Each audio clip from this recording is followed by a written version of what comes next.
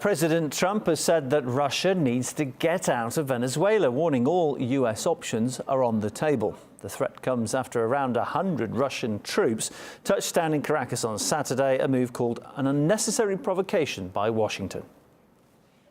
Russia has to get out. We'll see. All options are open. Just so you understand, all options are open.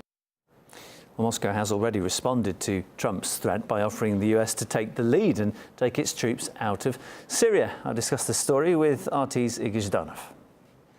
Well, the US is very touchy when it comes to Venezuela. Who could have thought, right? So here's what happened and what sent Washington basically full aggro.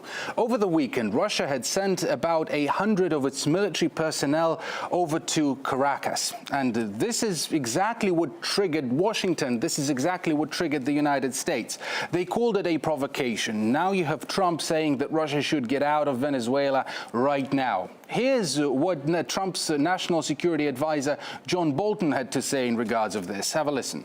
The United States will not tolerate hostile foreign military powers meddling with the Western Hemisphere's shared goals of democracy, security and the rule of law. The Venezuelan military must stand with the people of Venezuela.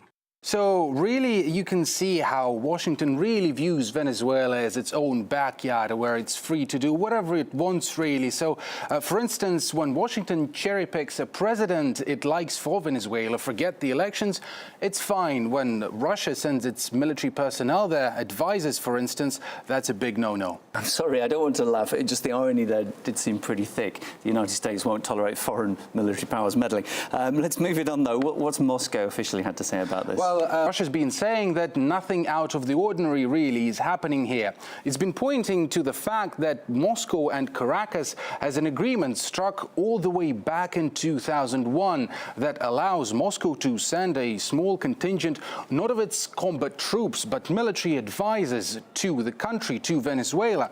And in fact, there are good reasons for that, I should say, because Venezuela has historically been a major customer of Russia's weapons, of Russia-made weapons. Many of them are very elaborate and it is difficult to use them. So that's why military advisors, that's why it's natural for them to come to the country and teach the Venezuelan military the ropes of how to operate these complex systems like the S-300, for instance, anti-missile defense systems. Now, when it comes to the crisis in Venezuela as a whole, Moscow is maintaining that it has been acting in strict accordance with international law. In fact, it says that its position is one of the key factors why Washington hasn't intervened in Venezuela more than it already has done. Also, it has said that Washington's position on this has basically denied Latin American countries its sovereignty. Have a listen. The U.S. has once again decided to bring order to Latin America, starting with Venezuela. We regret that the Organization of American States has aided Washington in straightening its colonial habits, as if unaware that any other country in the region can in turn fall under U.S. pressure.